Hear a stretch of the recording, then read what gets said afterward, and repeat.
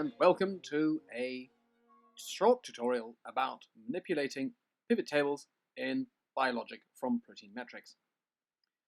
You can see that we've given you a couple of tabs by default when you export into a pivot summary. You hover over and you can find the information.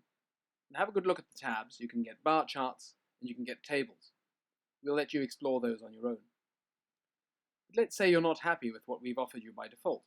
It's very easy to change what's in there and to create your own information and your own tabs. Don't forget, you can always save the configurations that you have. One of the tabs by default is a bar chart, and creating a new one, you can create a new pivot tab. Click on Tabs, New Pivot tab, for example, and up it comes. You can change its name, and you can move it around. So I'm going to edit that and give it rather a silly name, New Tab. Now let's say that I don't like all of those parameters and variables that I've been given. I can move those around, manipulate them, and change them. So you can see there's quite a long list there.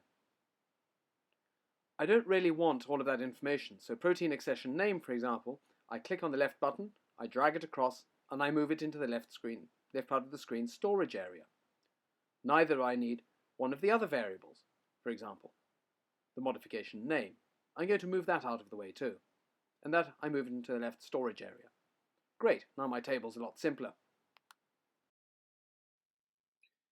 Now let's look and see how you might filter some of this information that's in the table. On the right-hand side of the buttons is a little black arrow, and that gives a list of all of the entries that are in that table. Now let's say I don't want all of those. You can see that I can actually press the Select None button, and that empties all the allocations. I can now tick the ones that I actually want to see. When I've completed that process and ticked all of those, I can press OK. In addition, I can also filter. So let's say I wanted all the things that only contained a 2. That would then reduce that list. Once I'm happy, I can press OK, and that will change the shape of my table. And now you can see I only have a subset of all the things that I was interested in. Again, that button is italicized.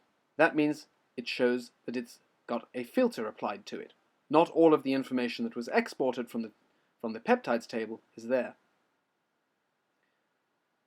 Now I can also change the type of chart, so I've selected here a stacked bar chart, and that shows the information in a much more visually salient manner. This might be much easier to present to people who are not experts in their fields. Furthermore, I can change the actual entries for that chart. So if you change that to XIC AUC, you will now see a representation of the relative intensity.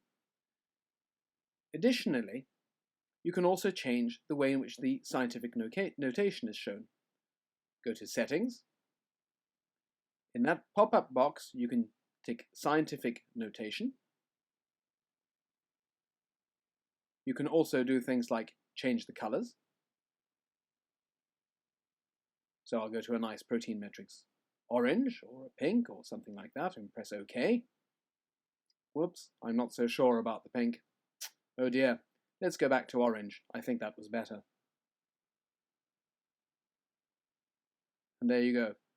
A nice visually salient graph. And you can see on the left, I have the scientific notation.